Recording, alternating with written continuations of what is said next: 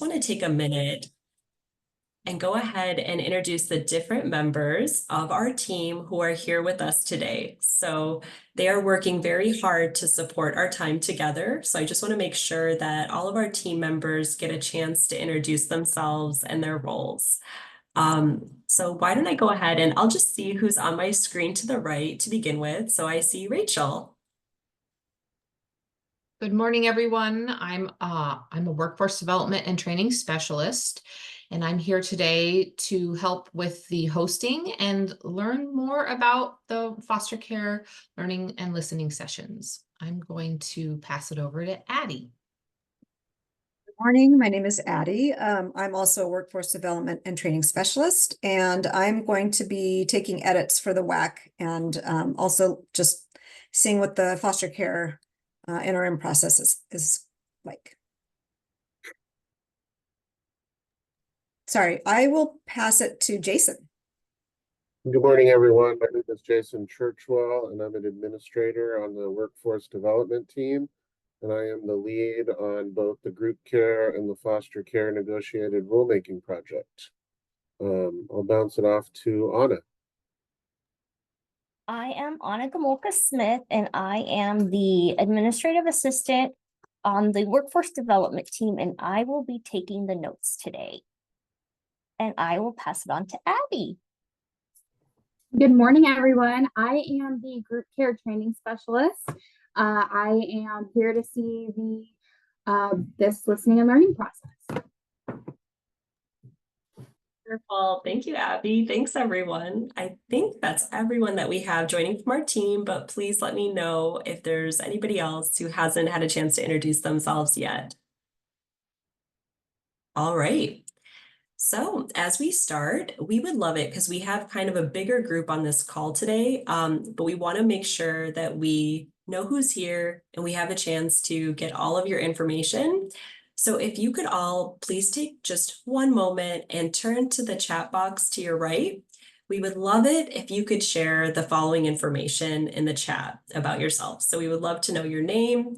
If you're a licensed foster parent, we'd love to know which region of the state you're joining us from. So where do you live? If you don't know your region, that's totally okay. And you can drop your city in the chat. That will be really helpful for us as well. If you're a CPA agency, we'd love to know which agency you're from, your role. And then if you could include your email address, that will be really helpful for us just to help communicate project information, follow-up information. So please go ahead and take 1 minute, introduce yourselves in the chat, your name, kind of your role, who you are, if you're part of an agency, which agency you're joining from. And then that fourth piece is just, we would love to have your email address to help with communications. Thanks so much, everyone. Really appreciate you sharing a little bit about yourself today as we get started. And that information, in addition to communications, it's going to be really helpful just as we think about organizing different groups of providers and stakeholders for the foster care NRM project. So thank you so much for sharing that. Just some quick background information on where we are in the foster care NRM process. We have completed to date 12 different foster care NRM orientation sessions in February and March of this year. And the purpose of those orientations really was to help outline what NRM is all about and why we're amending the foster care WAC 110-148. If you're interested in that first phase that took place in February and March, and you want to know what was discussed in the orientations, we can definitely share that information with you. There's actually a recorded version of it on our website that we'll have for you later in the presentation, and we'll have it in some of our follow-up materials, but we could definitely share that. Any questions before we move on? All right, next slide, please, Rachel. Thank you. All right, so at this time, we're going to go ahead and get into the heart of our listening and learning session today, which is our WAC review. So I'm going to turn it over to my colleague, Jason, who will lead us in that discussion of the selected WAC for today. And as I turn it over to Jason, our colleague Addie is actually going to go ahead and pull up a copy of these WAC that Jason's going to be discussing with you all. and she's going to share them on her screen. So I'll give Addie just a moment to make that transition. We want to make sure that we can capture all the comments that you provide as you give us your input today. We'll go ahead and pass it over to you, Jason. Thank you, I appreciate it. So the first block we're going to talk about this morning is around food. And a couple things I just want to share before we get into it is one, this is a mandated section that we're required to amend. And in the amendment, we need to talk about how we're incorporating culture into food for youth. We need to talk about how we're identifying how we're defining the concept of nutrition, and then how we're helping youth as they may have food related issues when they come into care, or they may come into care with a diet that's not considered nutritious, and how we help them transition to a more healthy and nutritious diet. So as we kind of talk through the WAC, let's keep those things in mind. The other thing I want to point out is number 3, home canned foods must be preserved following published procedures. So this is something new. We've never allowed that before. This is something we're also going to be allowing in group care. So I would just love to get some feedback on what folks think about that. So just to start off, if I could get just some ideas of maybe how cultural needs and traditional food needs are being met currently, if folks have examples that they could share. And then feel free to just jump in and share about anything or comment about anything around this WAC.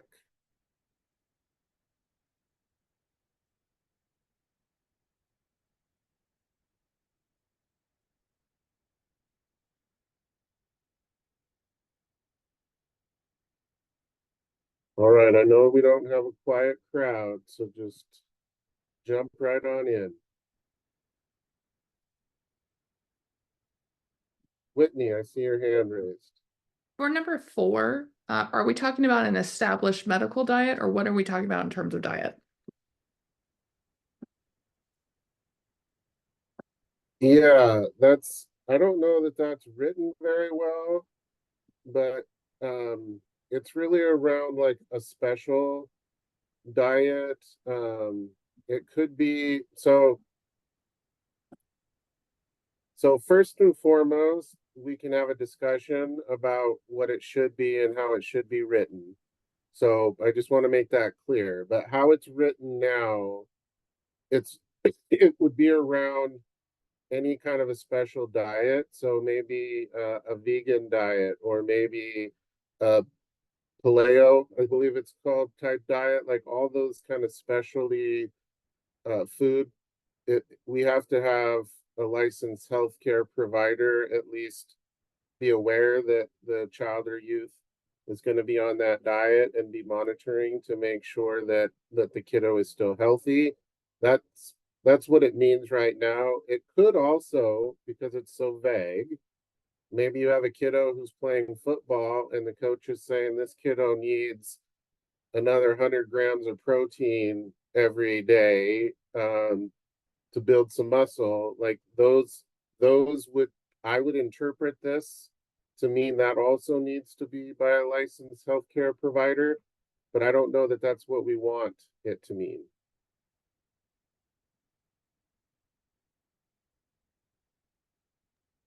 My 2 cents would make it formalized in terms of something that's approved by a medical provider.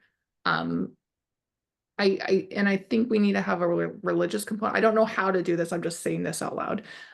Especially, if someone's not eating pork for specific reasons or what it might be, but having it just diet to me is way too vague. I mean, I've got a kid right now who's only eating, chicken nuggets. That's his diet. And so like, if he came to my house only eating that, am I mandated to, because that's the diet he came into me, am I mandated to get authorization from it? I mean, we need clarification on what that means by diet, at least for me.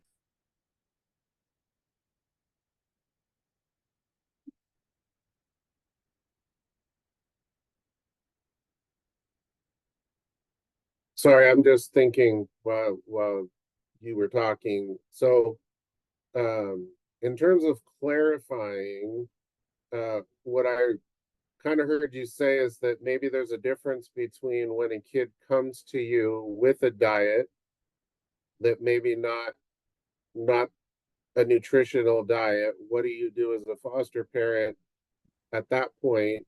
And then there's another part where the kiddo is, quote, on a nutritional diet, and maybe they want to modify that and do something different. And then we have the religious component, which was we did make that distinction on the group care side, and so it's not over here. So that's a good point. What I'm getting at is, it says the law says before you modify a child's diet, diet is not defined.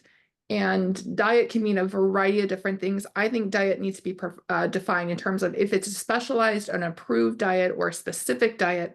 That's what we need to look at getting changed. Because just because a kid wants to eat chicken nuggets only before they come in and then come into your house, I don't want to have to get a written authorization to change what he's eating. And so, I mean, and I'm getting into the weeds, I totally know, but for me, I need to have a law I can point to that says, if it's this, then this, right? If it's this, then I'm getting that written authorization, and I need to know what diet would mean. So just one quick clarification. So when I look at number 1, I think that defines what the diet should look like for foster children and youth. If you're going to modify from 1, you need the physician's note. So is 1, if it was clearly written that way so that it was a clear connection, does that help at all or still no? To me, 4 is getting at a specialized, approved diet.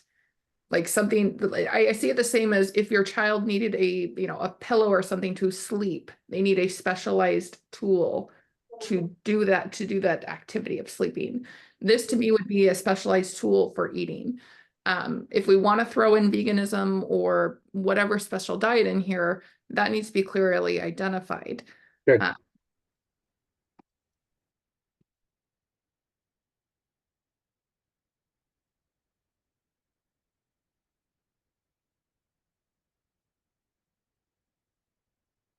Any other thoughts on number 4 from anyone else? What if you moved it up to like make it number 2 or like did it like a sub of 1? So then it like that connection is clear. Okay.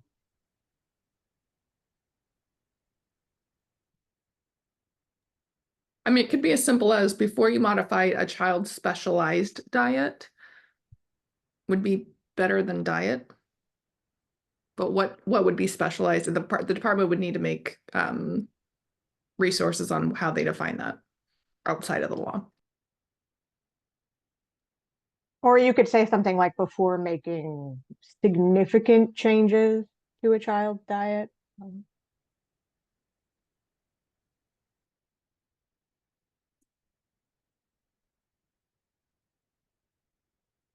So I'm just wondering, sorry, I'm processing, and I agree with everything that's said. How do we tackle this concept of a child coming in with a poor diet and we need to modify somehow, or I guess the goal would be to help the child or youth have a more nutritious diet. So you have to do something, and then once you've kind of met number 1, if you're going to alter it, then we can throw all of those other parts to it. Does that make sense? And then I guess one last question, do we consider like a vegan diet, is that a special diet or is that a normal Like, would we just call that a normal, nutritious, and developmentally appropriate diet?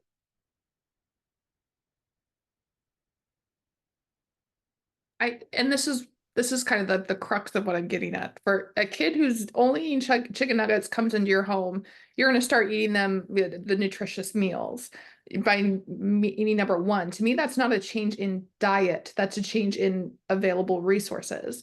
Diet to me would be something specialized in terms of, the kid has a disorder, so they can't eat any type of, protein, or they have something else where it's an approved specific diet. They have a religious diet, or they have a medical diet.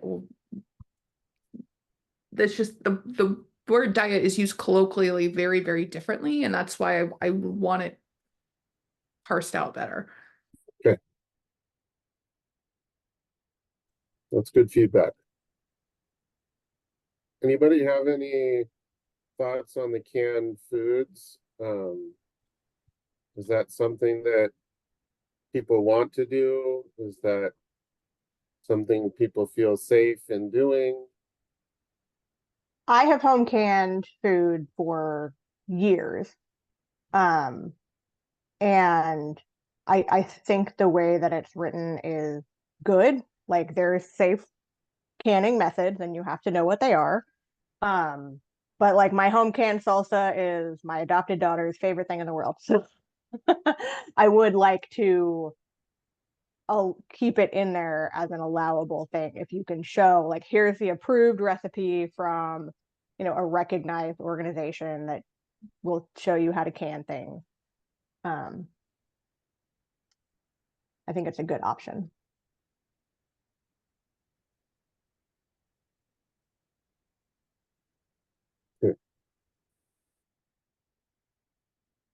Any concerns with 5 through 9? There is no recommended change to any of those that we've received so far.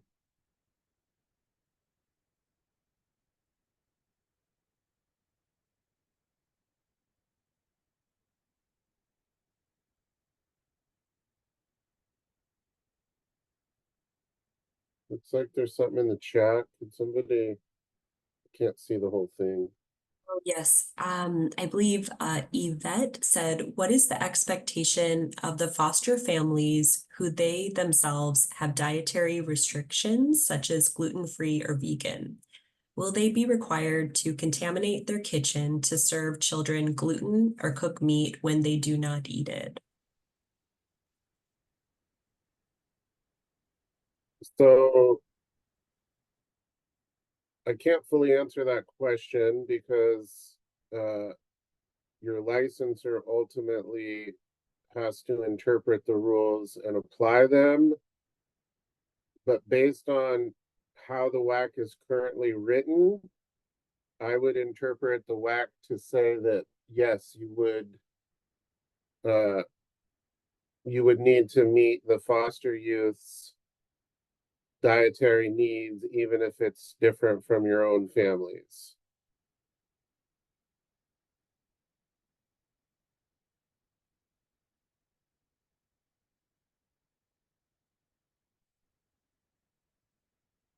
I would assume there would probably be a follow-up perhaps to that answer. I'm not sure. I don't want to move on before.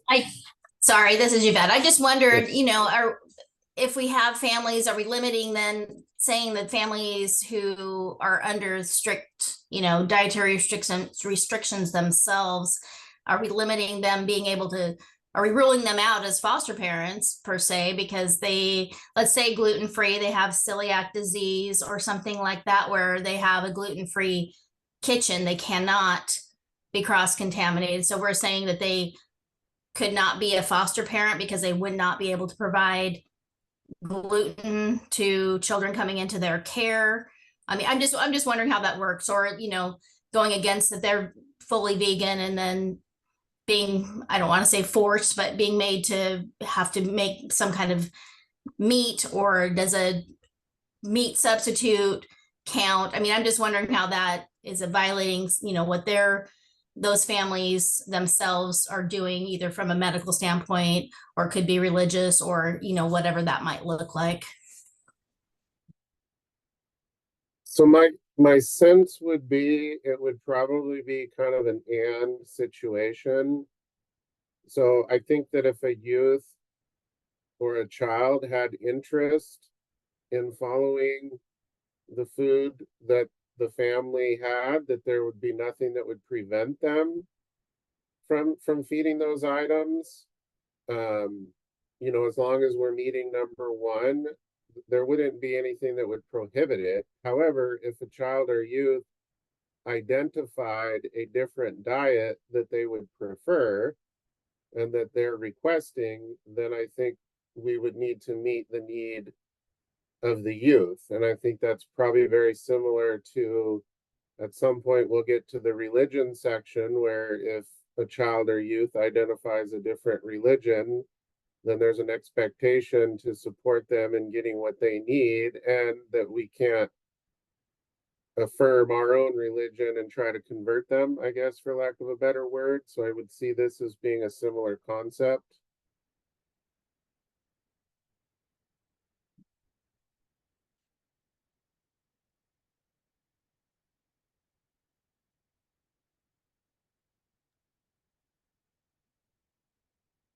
Well, I think we'll put that specifically in the parking lot question, and we can reach out to our LD partners and our licensors and see how they address those things currently.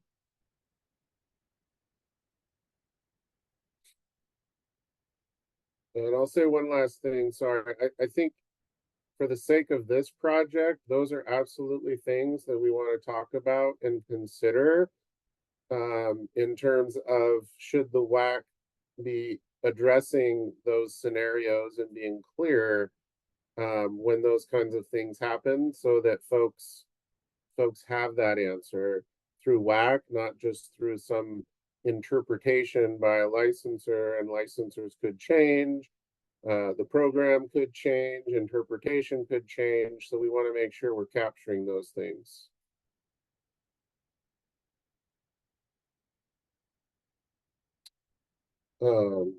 Any last questions on this one? Otherwise, we'll move to our next WAC.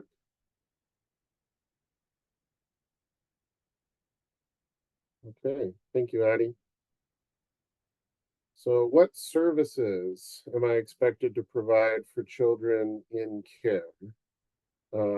So this one, number 2, we want to open up with talking about you must provide and arrange for care that is appropriate for the children's age, SOGI, and development, including. So just wanted to throw it out there is, does everybody understand what respecting and providing and arranging means in terms of these areas?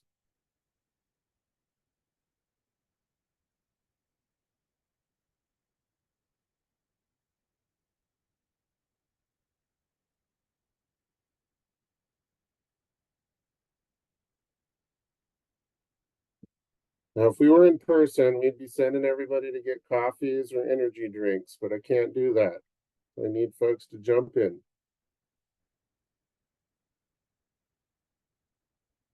Could you tell me what the SOGIE is? Sexual orientation, gender identity expression. Thank you. Yes.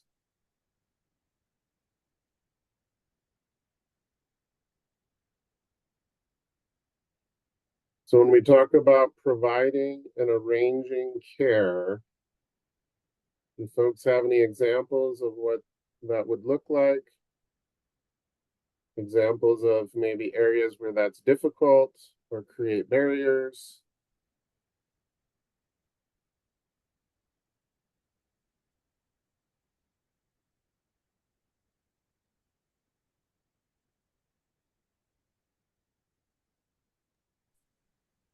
I have one about the development. I had a kiddo in my care who needs Head Start services, but Head Start didn't have a bus.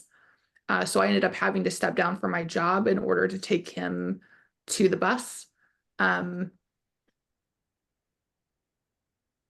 So, I mean, like, I agree with everything that's here. How we would get around those barriers, I don't know. That would be finding community-based resources and such. But I agree with how this is written, at least for number 2.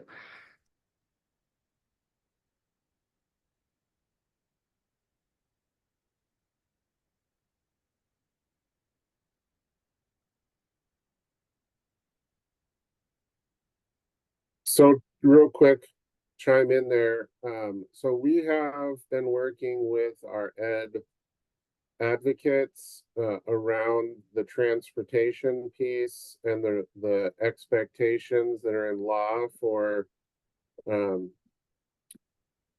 our education folks. And so hopefully throughout this process, we might get some answers to some of those barriers that, because when we talk about providing and arranging, I don't know that always means the doing part. Like there needs to also be some assistance with the doing. So we're looking into that.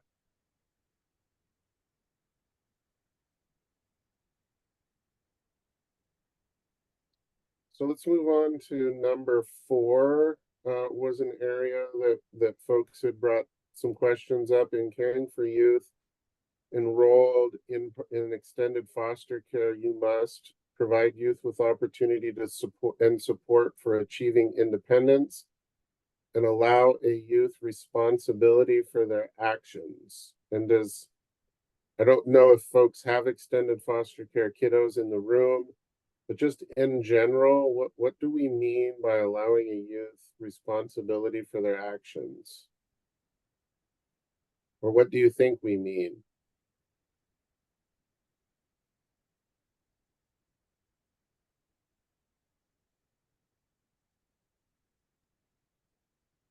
I mean, it strikes me as, the natural consequences of behavior. If you don't go to school, you're going to fail your classes. If you, crash your car, you don't have a car. Things like that. That's how I would read it.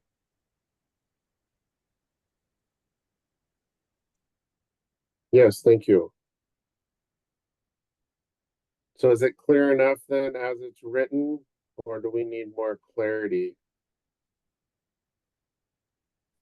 Is this to incorporate the actual like physical costs of behavioral damage or things that they could do? Is that what this one's getting at?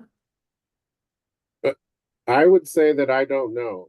I would just have to make a guess because of the way it's written. It's not very clear. And so that's kind of what we're wanting to do is get what do we question about this? What's not clear about that? What situations arise that maybe we could interpret this in different ways? I would agree with that. I feel confused as to the intent behind it.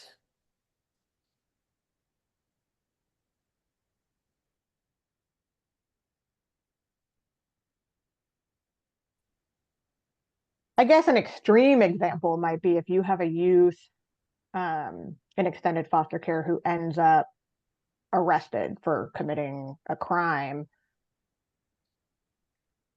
Are there any expectations that DCYF has for, do you allow them to spend the night in jail before you bail them out? Or do you go bail them out at 2 a.m? Like, is allowing them responsibility for their actions, maybe letting them sit there for a little while and hopefully learn from that experience? Is that something you would get in trouble for? I don't know. That's a great example. I think it comes down to parenting responsibilities with this one, because you're looking at it in adults.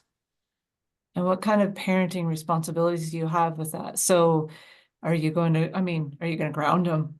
For something, an action that they did with that doesn't have a natural consequence. It is vague.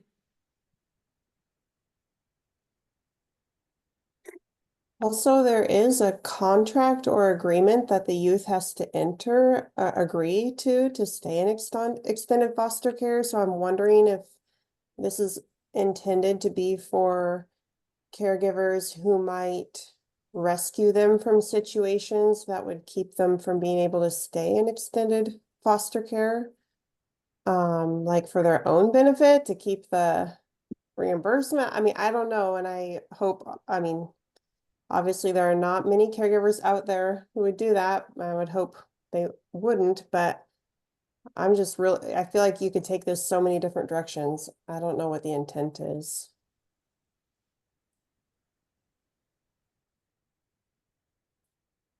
Okay, so we'll definitely work on expanding that and providing some clarification. We'll figure out what the actual intent is and then try to reword that. And then all these WAC will come back.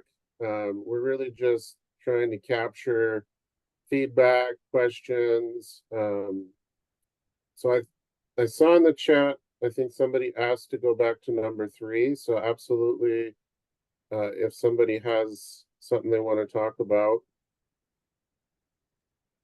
Yeah, I think it makes sense as written. I'm just worried about the extreme examples. For example, like if a child has to be in a upright position in order to do bottle feedings, or they have a specialized chair, say they have an issue with their esophagus, or if you have a set of multiples, sometimes they're hungry at the same time and you can't sit there for 30 minutes if you're the only caregiver home and feed the one and not the other. And so you kind of have to get creative, and it doesn't allow for that creativity or space. And I know that this is the best way to do it and the best way for connection, but there are times where holding for a bottle feeding may not be feasible.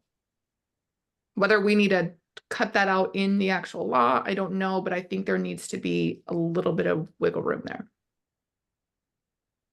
So maybe some exception language. Yeah, I don't like putting exception language just because, you don't want to always make an exception for the most extreme, but I do want the department to be aware of that there is a difference there for that one specifically.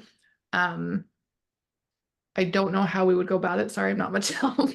I just realized that as I'm reading, I'm like, that there are issues there. Like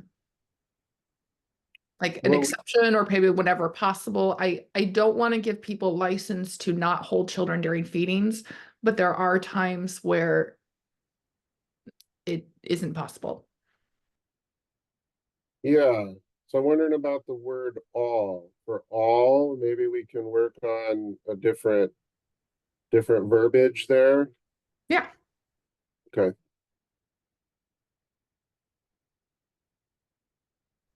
So hey, it looks like Ruben just entered. I don't know if you want to introduce yourself real quick, Ruben. I'm not sure if you have anything you want to share. Thanks, Jason. Good morning, everyone. My name is Ruben Reeves, and I am the Assistant Secretary of the Licensing Division. So I looked at my calendar and thought it'd be a good opportunity to kind of come in and observe. So just want to welcome foster parents who joined us, and really appreciate you showing up, and really excited with negotiated rulemaking process in foster care. So that's all. I'm just here to observe. Thanks, Jason. Thanks, Ruben. So, so looking at 5, 6, and 7, we didn't receive any comments or any suggestions. So I just kind of want to throw it out to the floor to see if anybody has any thoughts or concerns about these 3 rules.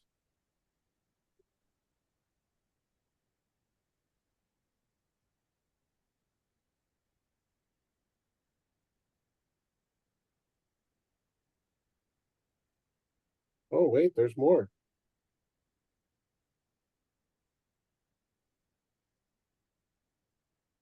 So number 8, we kind of talked a little bit about the connection with food and religion. And so here's where that kind of pops up here in the WAC.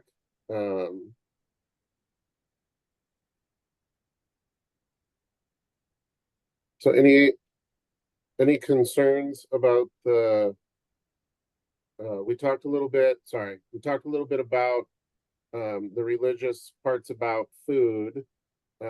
Any concerns about religion in the home when it might differ from how the home views religion? I just had one thought on how this section ties in with another section, and I don't know what section it was, that says that foster parents can't discriminate against in taking a child on the basis of race, religion, SOGI, different things. But I guess my question is, for a family that engages in religious practices, say they go to church every Sunday,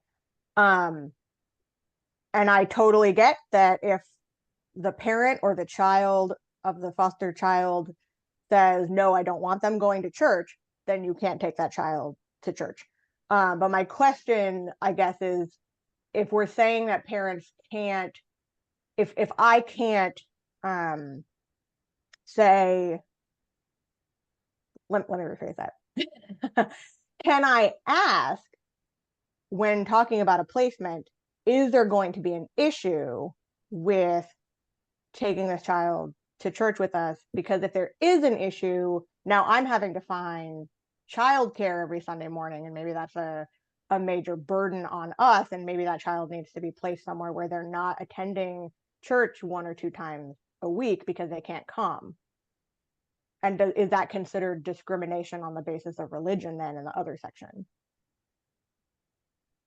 So I think I would want to defer to our AAGs on that question. So we'll put that in the parking lot and we'll get an answer to that and we'll bring that back around.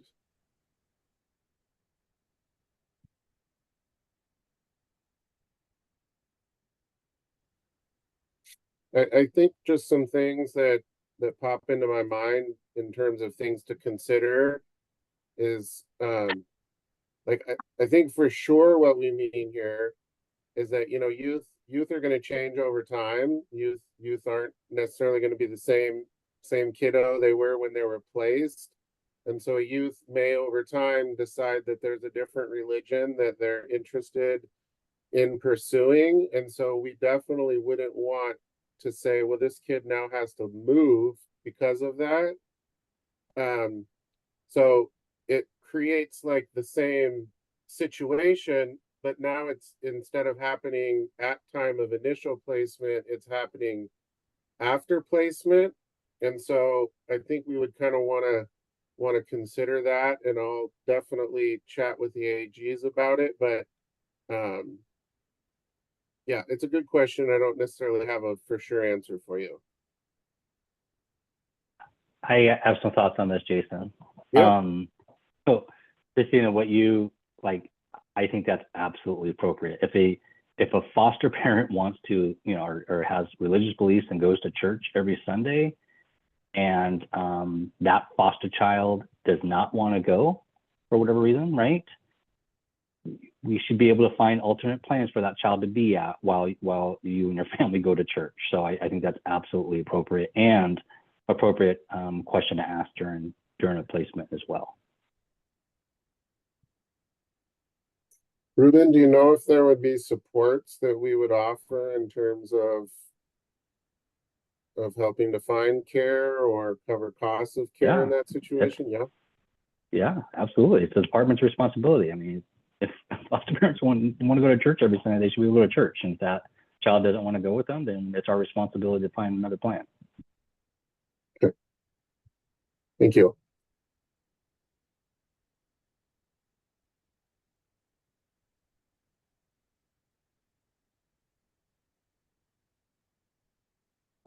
So number 9, you must support a foster child's SOGI by using their pronouns and chosen name and respecting the child's right to privacy concerning their SOGI. So I think the first thing that I kind of like to talk a little bit about is the concept of right to privacy and how they interpret that, and if anybody has any experiences that they could share around that.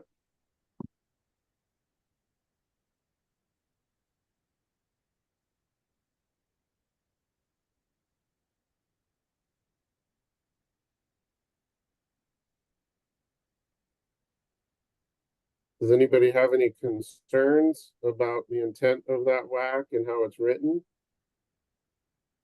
I do have a question about the right to privacy in terms of who does that apply to? I guess if a child comes to me and says like, I'm gay, don't tell anyone. Do we keep that private from the birth parents? Do we keep that private from the social worker? Because I know in most cases, if a child comes to me and says, don't tell anybody, don't tell the social worker, there's a lot of cases in which I do have to tell the social worker. And I tell the child that I may not be able to keep this private. So I do think that needs a lot more clarity. Yeah, that's a really good question. And it makes me think about other rules that we are looking at on the group care side in terms of, and we're not talking about it here today, but there's a sharing of information, like who has access to my home and information. And we're really working on this concept of a need to know basis. So I think historically, the department has just accessed all information. And there hasn't necessarily been a strict guideline for how to determine what you have right to access and not. So we're really pursuing this concept of need to know.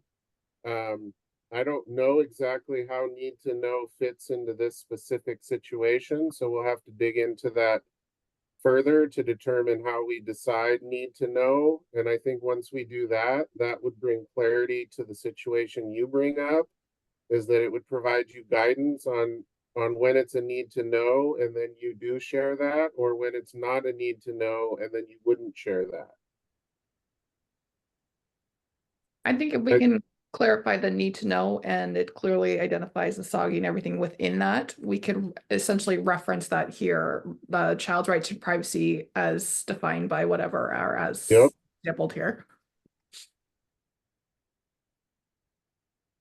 Yeah, so what we've been doing on the group care side is using the terminology pursuant to. So I would assume that we would follow kind of a similar pattern here, is that when we have those situations, we could reference pursuant to, and then that way people are connecting the dots whenever needed, that like there's another section that I need to refer to that specifically maybe outlines that.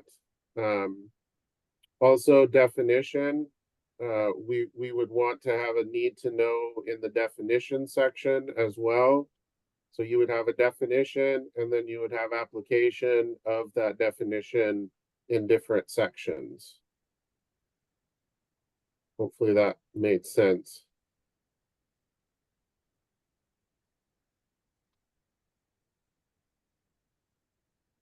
Any other thoughts on that one before we move down to 11?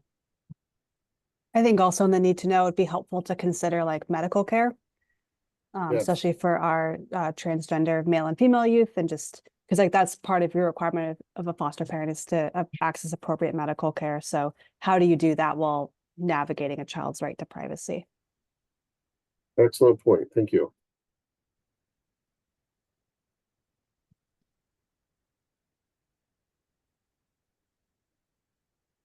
So 11, you must guide the child to develop daily living skills according to the child's abilities and development. This may include assigning daily chores to children. So a couple questions here. So we have a lived youth group on the group care side, and we'll also have a lived youth group participating on the foster care side. And one of the things that we have heard consistently in various situations is that youth feel, and this is specific to group care, this is not about foster care, so I'm not assuming it's the same. I just want to share the context, is that they don't feel like they're taught like everyday life skills.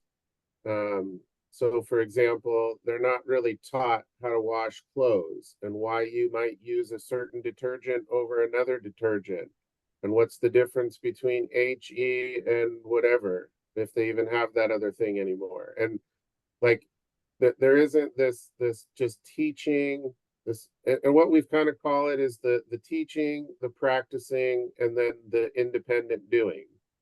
So, you know, you teach somebody, you let them watch you do it, then you let them practice while you're watching them do it, and then they're able to do it independently. So that kind of concept, and it goes all the way down to making a peanut butter and jelly sandwich to all the way up to driving. And so that's kind of what we're talking about here. And again, I'm not assuming this isn't happening in foster care. It was something that was a concern in group care. So I just wanted to kind of hear from you all on how this looks in foster care. Is this a potential concern on the foster care side? And real quick, also the ILS program came up a lot, and that aren't they the ones doing this? And we're really talking about above and beyond that referred service of like what's happening day to day in the home in terms of developing these everyday life skills. So I'll be quiet now. Sorry.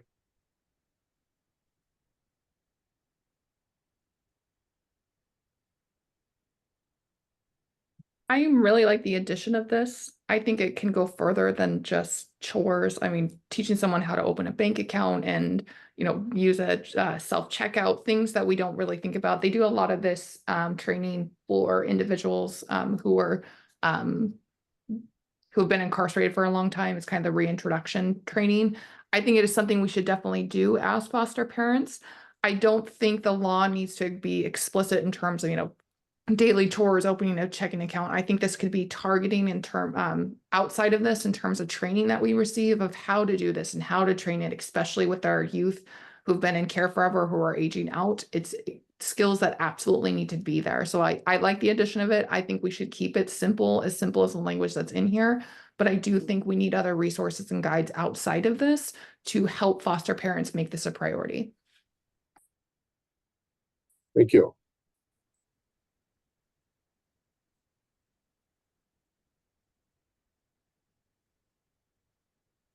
Any other thoughts on number 11?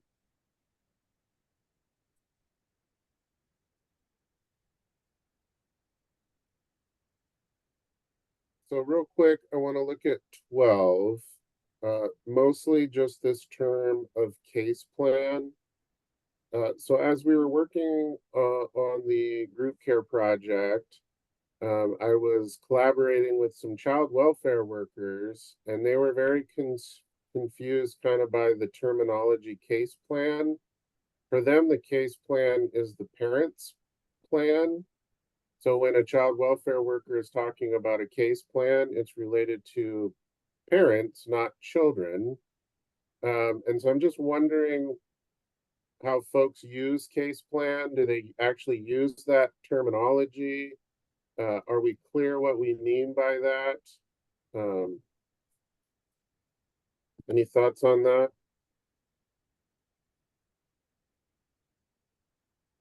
Case plan to me would be the permanency plan for the parents. So that I put a note in the chat, like this doesn't make sense to me where it is.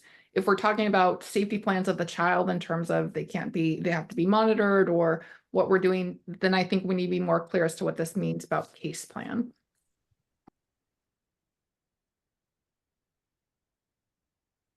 Thank you.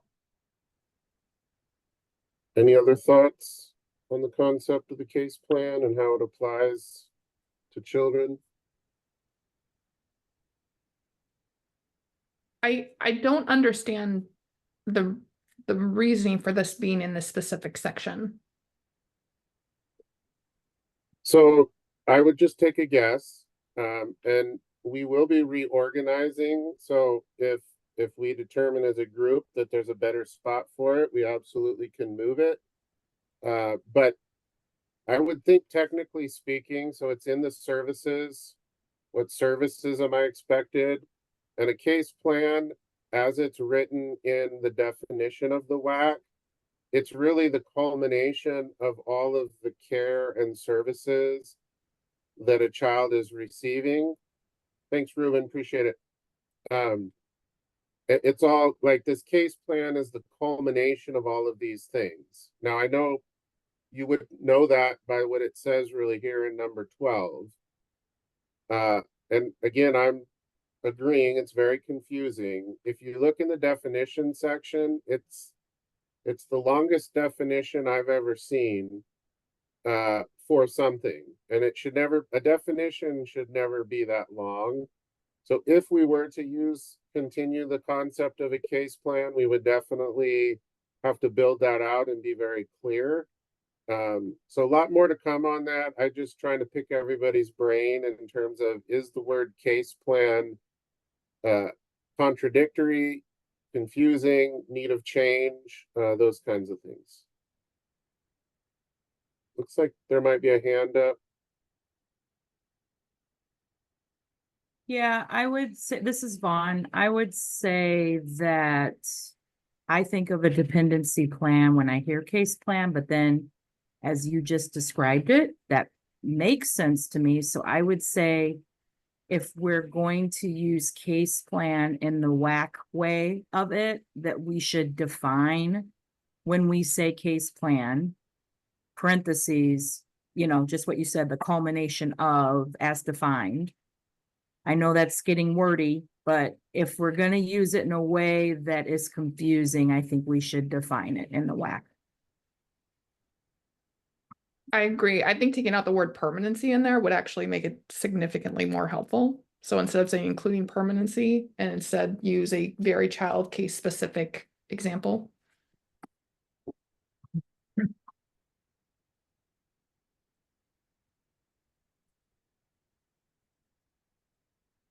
Okay. Thank you all for that. I appreciate it. Do we have another one, Patty? Oh, we do. Okay. Ooh, education and vocational instruction.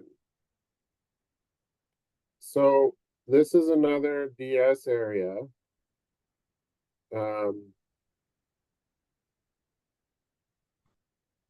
Again, on the group care side, and I again want to be clear, I'm just using this as just reference and context. We absolutely don't have to adopt what group care is doing. I'm not even suggesting that we're doing that, just giving ideas. So we met with a bunch of ed advocates. We did some wordsmithing on the WAC. We looked at the laws for the school. We looked at laws that we have. We looked at different policies. And one of the things that came up was it's called a best interest meeting. And so when a child moves, there's a requirement if we're going to move a child from one school to another, even if it's in the same district, there has to be one of these best interest meetings. And we talked about who's responsible for scheduling these things. And it turns out that we have two different kinds of ed advocates within the department that are there to deal with these exact situations. And so I wanted to kind of pick your brains here this morning around the goal being to not have children miss school. So according to the law, a kiddo should not miss more than 24 hours of school. And it's the school's responsibility to ensure that kids don't miss more than that. And so I don't know if on the foster care side, that's a big issue. I know on the group care side it is. So just any examples of kiddos struggles to get them in school, maybe what you all did, what worked, what didn't work. Anything you can share would be helpful.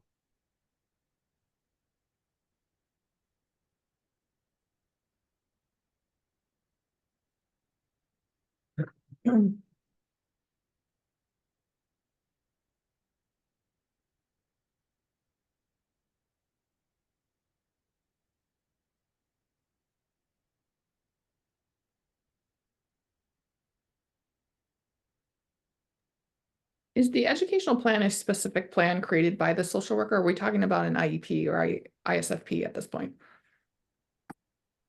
Technically, we're not, those are two different things, and right now we're not talking about like an IEP. Okay, So thanks. a social worker, sorry, as I understand it, when you receive a placement, it should identify what school the kiddo is attending. And assuming that you're in that school district, there shouldn't be issues, and I'm saying shouldn't. I'm sure that's not true though. Be issues with the child getting to school. When a kiddo moves outside of a school district, it seems to be very problematic getting the child or youth switched. So in this case, right now, we're just talking about that initial education plan in terms of what school the kiddo goes to.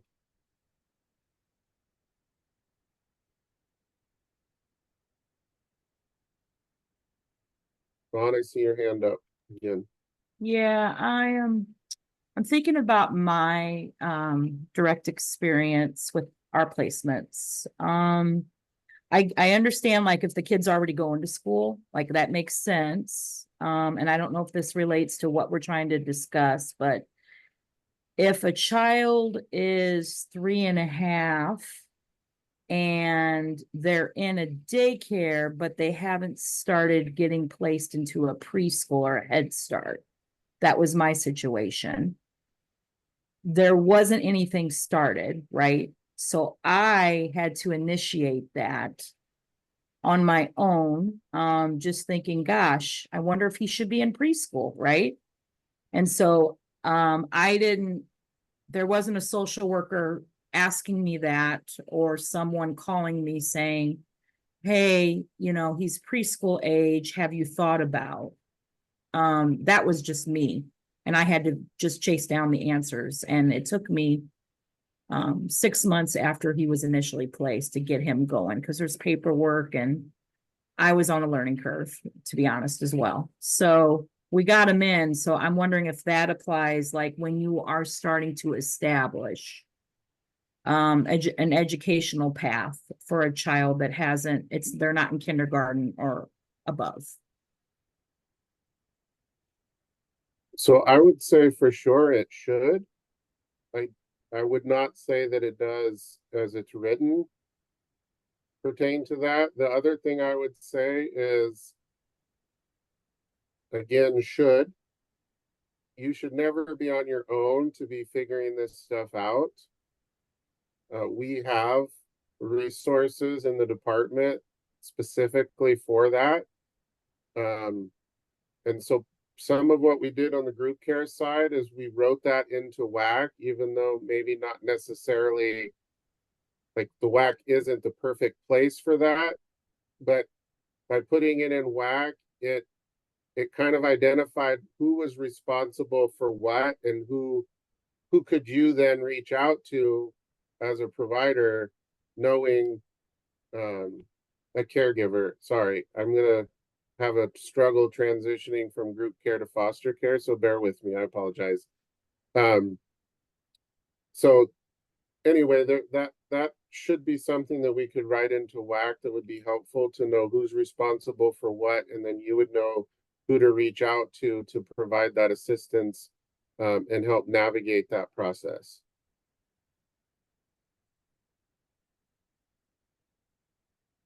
I'm curious, has anybody even heard of this best interest meeting that I talked about?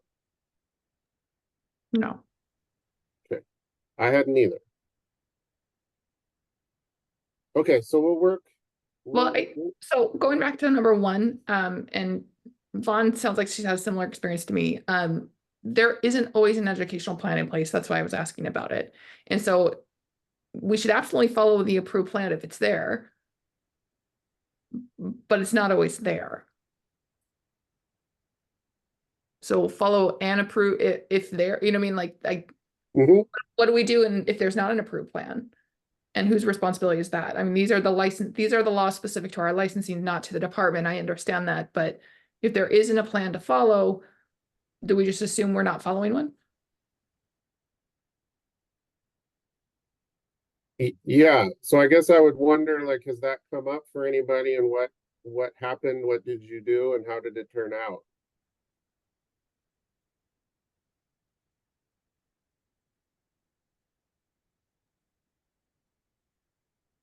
My experiences have been similar to Vaughn's. I'm the one driving it. I'm the one referring it. I'm the one having to go to get the referrals to Birth to 3 or to Head Start. I'm the one having to do all of that. And then I bring that information to the department.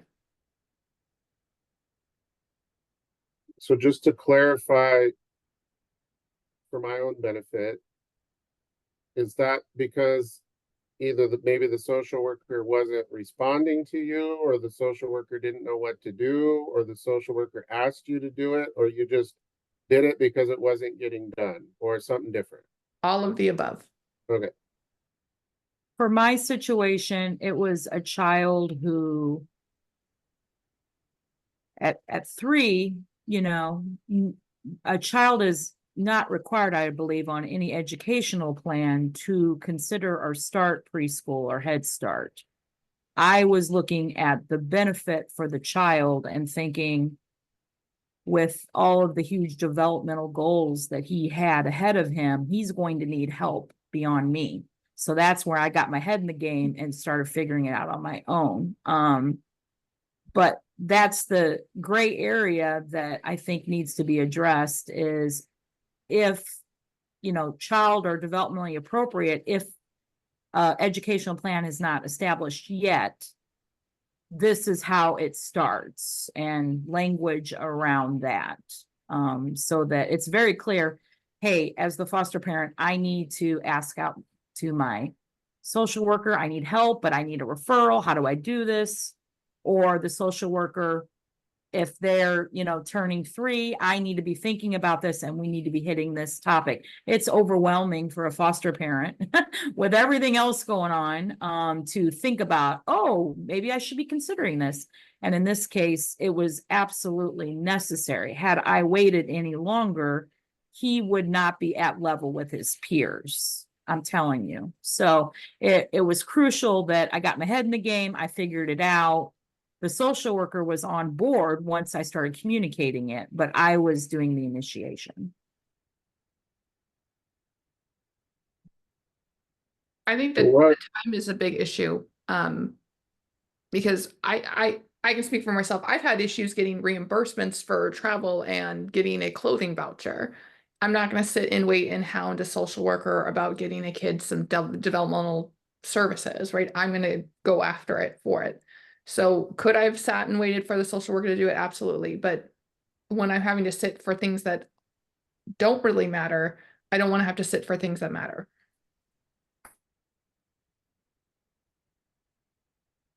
So real quick, one of the things, and I'm not saying again we have to do that here, but trying to figure out like who should be responsible for what, not necessarily that you can't do something that you're not, quote, responsible for. But when it comes to education, what is the viewpoint in terms of what is the role of the social worker versus what should be the role of the foster parent? I think if you have a thought on that, that would also be helpful.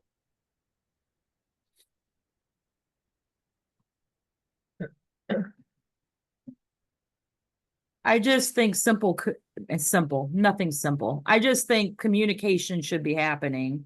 I'm not here to figure out, like, I'm guessing that's beyond us here, whose role it is and at what level are we taking. But when a placement happens and a child is, I don't know where the cutoff would start, 3 or above, where there are programs that are formally out there for them to get into and they're not currently in it. Like for me, he was in daycare, and daycare was doing a little bit of educational, but certainly not the same thing as preschool. That needs to be defined. And is it a case of once they turn 3 or whatever that number is determined, then that starts a process of, oh, so-and-so just turned 3, and so the social worker gets flagged, we need to start talking educational plan. I don't know what the answer is, but that's just a suggestion. I think putting on number 1, follow the educational plan approved by the child's caseworker. If there is no case plan, the department will whatever. And I don't want to put something in there the department can't meet and set them up for failure. But there should be a time frame of when an educational plan is put into place or required. That should include what the ages are for those individuals. Whether this is the place for that or not, I don't know. But if there isn't one in place, we need to be able to point to something to show that the department needs to pick up the slack.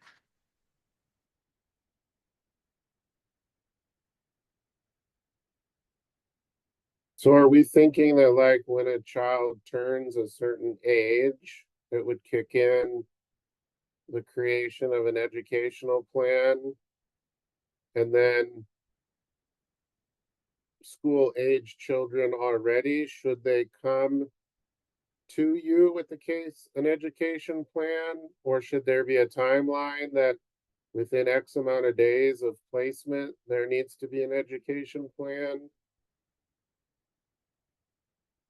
I would think so. I mean, school age kid makes total sense, but then you have, Head Start kids. What about pre-Head Start kids? Head Start starts at, some places earlier than 3. So I don't know what that number would be. School age makes perfect sense. We can make that happen. But are we considering when a kid goes to Head Start or participating in birth to 3 services, are we considering those educational plans? And if we are, then that needs to be incorporated. So I don't know the answer to this question in terms, so birth to 3, is that a social worker referral? And if so, is that kind of driven by the CHET screener when they come out and do a CHET screen? Yes, you can also get a referral through your pediatrician, which is what I've done because I didn't get a referral through the department in time. Is that because, sorry, can you tell me more like Sure, but this was mainly during COVID, so everything was Okay. topsy-turvy, and it was just like getting a hold of someone was a hard issue. I have a a 3-month-old who wasn't turning their neck appropriately, and like I need services that's going to screw up his head. So we went through there. The social worker was like, "I don't know how to do this," and I was like, "Screw it, I'm just going to do it myself." Okay. That was for that one. I believe that the agency policy wording is something to the effect of children who are not yet school aged will be referred for assessment or early education services if there's a developmental concern. I don't know if that's helpful or not, but I think that's in our policy for our workers. And I feel like for majority of our kiddos, there are a developmental concern. And can that be identified by anybody, whether it's foster parent, medical provider, or social worker, to identify the developmental concern? I am looking at the policy right now, and it, from what I see, it does not specify. Okay. I was gonna add that I used to be a daycare administrator before, and we, even as daycare professionals, would sometimes identify a need that's missing developmentally for a child, and would then talk to the parents about maybe getting screened for birth to 3 services. I've also got a birth to 3 referral from a CHET screening as well. I think a fail stop on that is I like the pediatrician. I like the ideas that we're hearing that's written in policy, but I think foster care provider should be added because someone needs to make sure no one in the kitchen is doing it. And so what I'm saying is, I think if I need to go up to that and I need to call attention to this because it's not already happening, I want to be written into that policy too, that I can voice, hey, I noticed he only has 3 words at his 3.5 years old. That's a concern because I can't necessarily rely on the daycare provider or the pediatrician or the social worker, if that makes sense.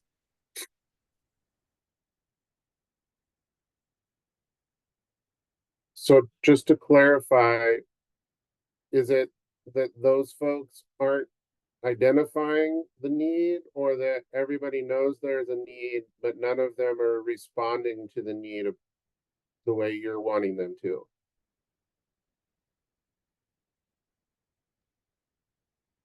In my case specifically, the daycare provider did know that there was a need, but it didn't go any further than that.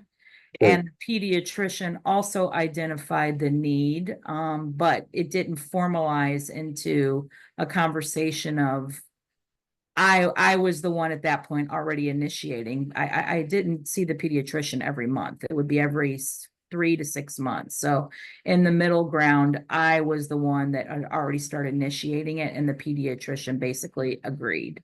Does that make sense? Yeah. Yep. So what I'm trying to say is it was falling in the cracks, if you will. And I get that there's got to be an amount of time that everyone kind of gets on the same page. Like I get that, but what I'm trying to say is I want to be empowered where if I feel there's a need and it's coming together too slowly, that I can start initiating that process as well and be empowered to do so. Got it.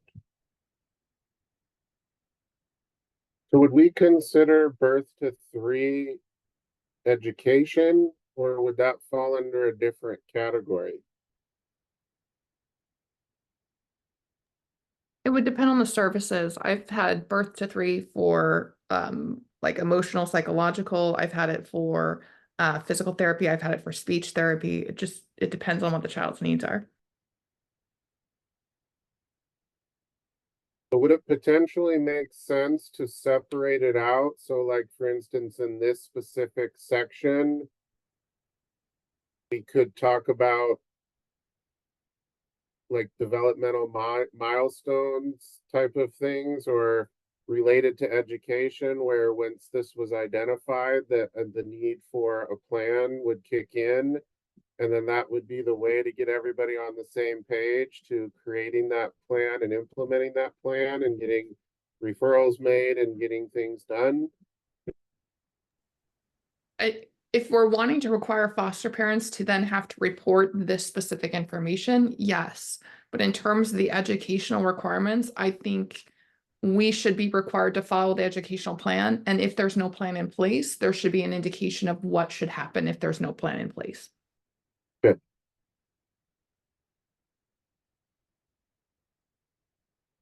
So one last question. I think I've taken up too much time, but this is great feedback. I appreciate it. So in terms of, so the example that I have is when I was a foster parent, I lived in Ording, and none of the kids that came to my care was in the Ording school district.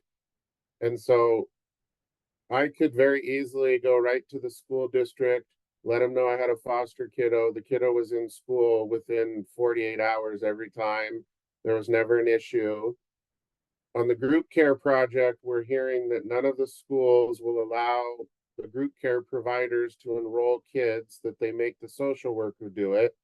And I'm just wondering, experiences in this room around, are foster parents able to get kiddos enrolled in school, or is that a potential problem? I didn't have an issue. I got the paperwork for it within a couple of days of placement to enroll her. Okay.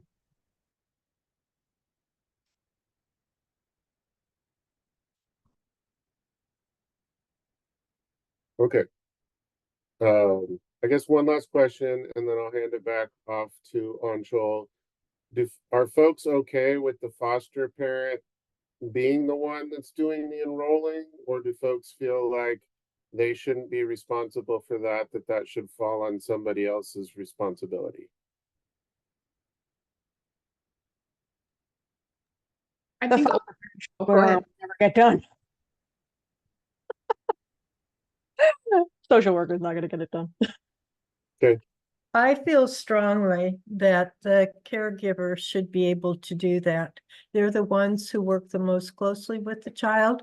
They're the ones who are actually able to identify every need. And they have so much time with the child that they definitely should be able to own that part of exploring what's best for the child. okay, thank you. Whitney? I think foster parents should be able to enroll, but I don't think the responsibility should be on the foster family. I think it should be the responsibility of the department and the social workers. That's their responsibility because they are the legal guardian as per law and the permanently established plan. We should be able to do it. We should be actively encouraging if it's not happening, but the ultimate responsibility should not be on the foster family. Okay, thank you.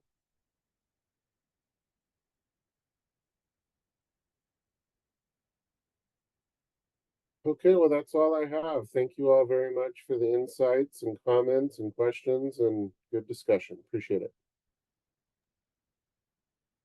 Jason and Addie, and just want to thank